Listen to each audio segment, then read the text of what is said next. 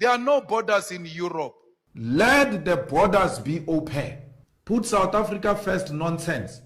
They say borders are colonial and that we should embrace each other as one African people. What the public clinics are also getting grant. No, listen. The public You are getting grant? Yes. From where? From SASA. You're doing what here? Why are you here? We are the citizens. We are the citizens. What do you mean? I'm living here. You are not More a than citizen. you. I'm living here. Let's address the elephant in the room. Many South Africans feel uncomfortable talking about immigration, open borders, and foreign nationals because the moment they do, they're immediately labeled xenophobic. But silencing genuine concerns causes more harm than good. So today, let's talk honestly and openly about these issues. Before we dive into everything else, it's important to understand why Pan-Africanism is at the heart of this discussion. There is a growing belief that because we are African, foreign nationals should be able to live, work, and access public services freely in South Africa. This argument is rooted in Pan-African ideals.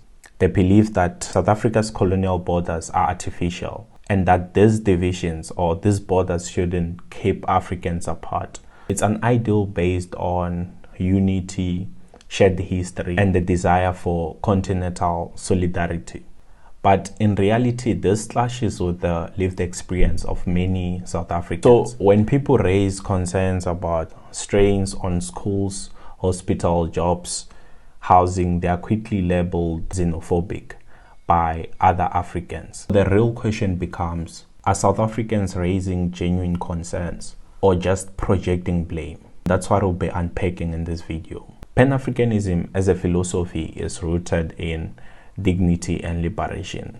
So it was born from struggles of African nations against colonialism, apartheid, and economic exploitation. But we must distinguish between ideals and implementation. It is true that these borders that we have today were drawn by colonial rulers without our input as Africans. But here's the problem. Dismantling these borders doesn't dismantle the damage that colonialism has brought. Another problem I have with this argument of uniting Africa is that if you look at many African countries, if not all, citizens are struggling. That's even an understatement. A lot of people are in poverty and people in power are chowing state resources, for lack of a better word.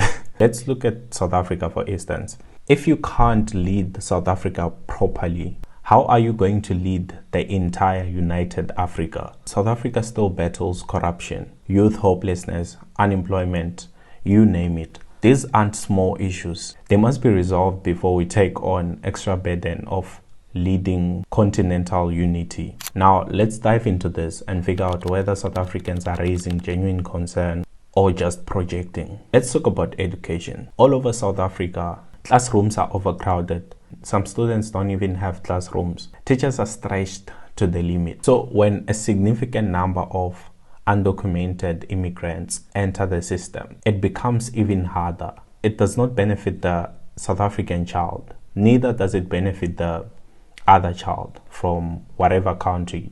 Public hospitals in poor areas are already under strain. Just visit any hospital right now.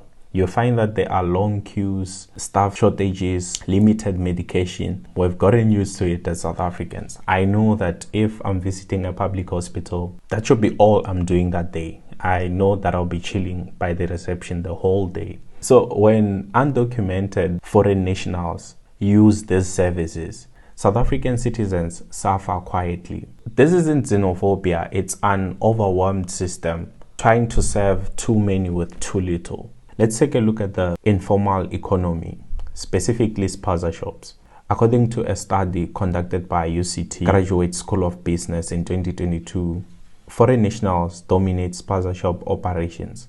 58% is dominated by Somalians, 25% by Ethiopians. South Africans and other nationalities only form 8%, and that is us combined. So this depicts a structural imbalance. Foreign shop owners often operate unregulated supply chains.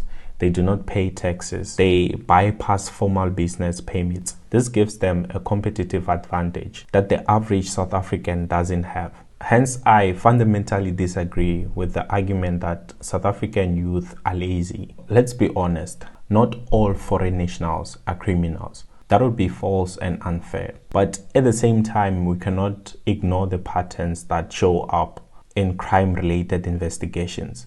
I'm not a fan of those DSTV programs, but if you look at TV programs like Sizokuthola, people who are busted for drugs, horrific crimes, selling expired foods are often illegal foreigners. This can't be by coincidence. This is because we have created an informal, unregulated, undocumented sub-society where criminals can operate freely. So it's really hard to track these people because they are undocumented. They're off the grid. They have no IDs, no records, no background checks. We can't blame this on them. I think it's a failure of governance. Every functional state, from Kenya to Canada, prioritizes the safety, employment, and well-being of its own people. This is not being selfish, it's responsibility.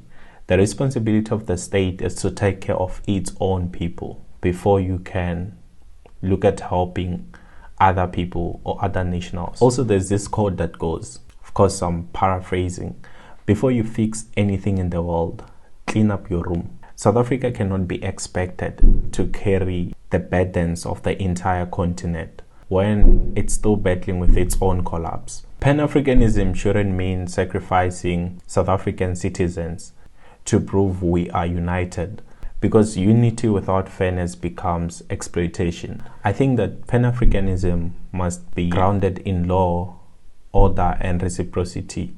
All I'm saying is we can't keep calling every concern xenophobic, because when people aren't heard, they riot, they loot, and that's not unity, that's simply collapse. Of course, these discussions are quite difficult to approach, but if we are going to fix this, we need to have these uncomfortable conversations without labeling each other. In conclusion, it's true that African borders are colonial. It's also true that we want a united Africa, but without national order, without prioritizing citizens of each nation in Africa, we will never build continental unity. Foreign nationals deserve dignity and fairness, but South Africans deserve that too. Let's stop pretending these two things are in conflict. I think I've said a mouthful. Please make sure that you like, share, comment, let's keep the conversation going, and subscribe.